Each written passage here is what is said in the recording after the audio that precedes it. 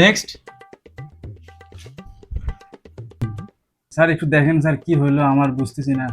আচ্ছা, আমি যেটা দেখলাম বুঝছেন, আপনি একটু দেরি করে ফেলছেন বুঝছেন, আপনারা আসতে একটু দেরি করে ফেলছেন। আমি আপনাদেরকে 1 মাসের টানা একটা ওষুধ দিচ্ছি, এটা রেগুলার খাবেন।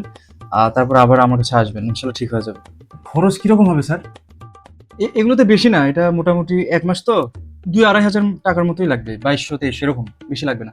হ্যাঁ, এত টাকার ওষুধ? আমরা দিন আনি দিন খাই স্যার, এগুলা কথা। আপনি আপনি ওষুধ চেঞ্জ করে দেন, এত টাকা নাই, এত টাকা নেই, ওষুধ চেঞ্জ করে দেন। দেখেন, আমি কিন্তু ওই জন্যই ভিজিটটা নেব না। আর যে মেডিসিনগুলো দিছি এটা লোয়েস্ট, এর উপরে অনেক মেডিসিন আছে। আমি এটা বুঝেই দিছি যে আপনাদের ফিনান্সিয়াল কন্ডিশনটা কেমন। এমনি এমনি কষাই কয় না।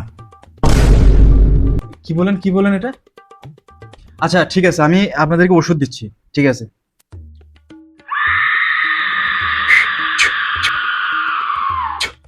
এই যে পানি পরে দিলাম, এটা একদম ফ্রি, কোনো টাকা লাগবে না, ঠিক আছে।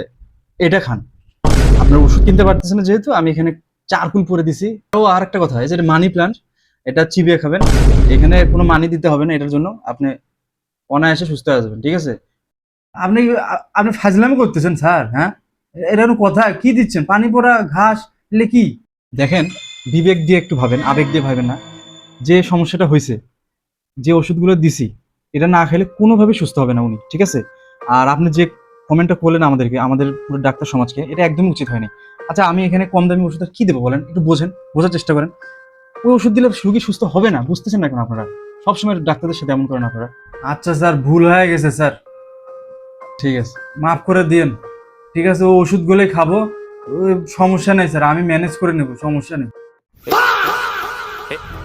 ええええ